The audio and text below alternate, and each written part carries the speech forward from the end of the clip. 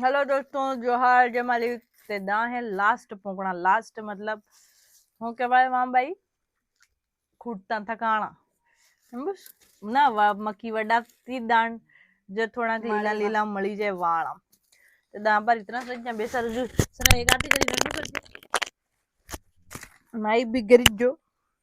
ते बे चार दा बापड़ा एवा पोकड़ा रह जाए अब लास्ट માં બે तीन જ તમ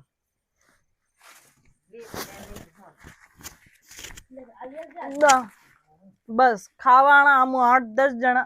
ने दाम बापड़ा पूकना इतना साइड में बेवाना मन का केवा करिया आदुक ते हल्दी आदुक में ते बापड़ा अमा पे जो साइड में है वणन ते हम हल्दी आंगा पण देखवाळान काइन कही सकम केम के लास्ट वाला पूकना जो है वहां किने भी खावन था वादी जोर में लग गई है हो कहिए माते बड़ी बड़ी खाई है। एक आधी काकड़ी मળી थी एक सीन ने अलावा फिर दूसरी नहीं मળી तो थोड़ा गर्मा करके क्या मतलब काम और देखा क्या देखा ये नहीं तो बाहर अंदर उकट देखा तुम्हें डूंगरा को इतना घणो पकड़ो है लेकिन खावा मामा सजी बाबड़ा तो खिलाए दे मामा सजी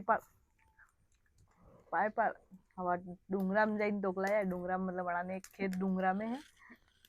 वोटे जाइन टोकलाया है और हम खाइया ए बड़ी जवाहरू है फटके